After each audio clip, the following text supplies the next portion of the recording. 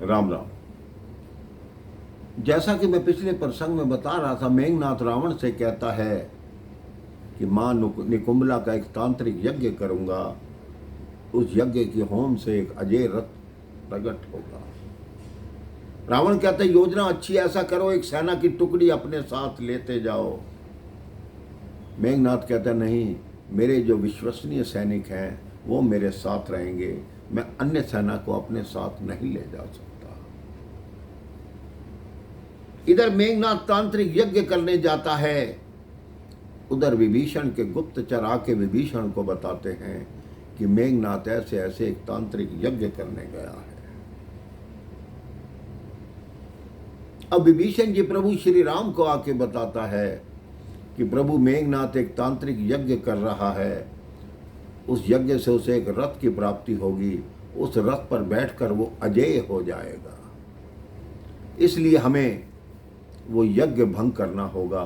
क्योंकि मेघनाथ को ये भी शाप है कि जो उस यज्ञ को भंग करेगा वही उसका वध करेगा।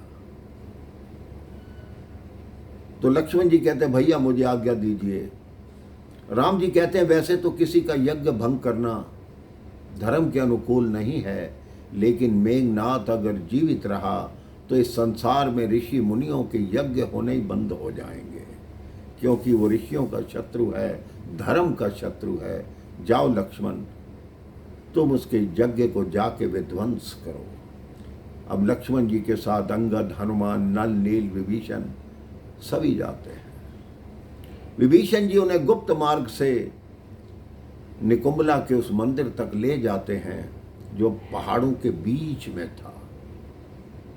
मेघनाथ अपना यज्ञ कर रहा है, ये सभी जाके बाहर जो उनके सैनिक खड़े होते हैं उनका वध करते हैं और यज्ञशाला के भीतर जाकर मेघनाथ के यज्ञ को विध्वंस कर देते हैं। अब मेघनाथ अति क्रोधित हो जाता है, वो अपनी यज्ञ छोड़कर कंदरा से बाहर आता है, अपने शस्त्रों का आह्वान करता है। कहता है विभीषण काका, आज तक आप केवल देशद्रोही थे, कुल द्रोही थे, लेकिन आप तो पुत्र द्रोही हो गए।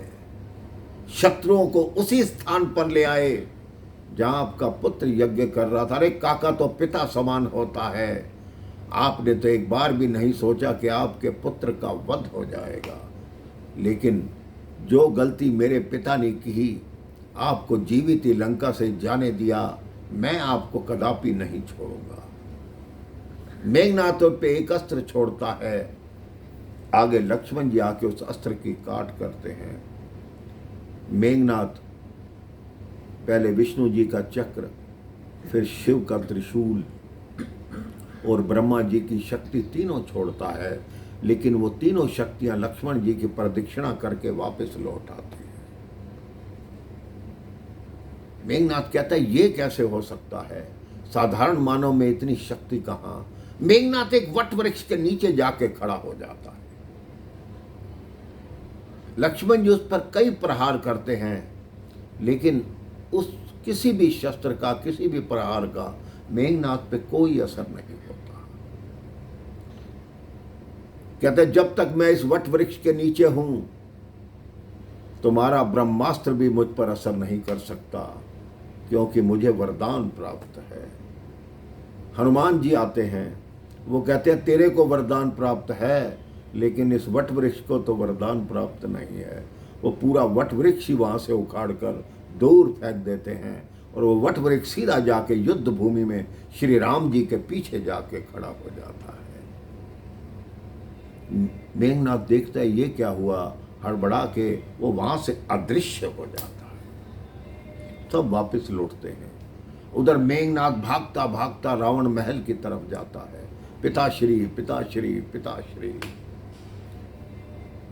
रावण कहता है तुम्हारे शीघ्र आने से हम समझ गए मेघनाथ कि तुम्हारा यज्ञ पूर्ण नहीं हुआ।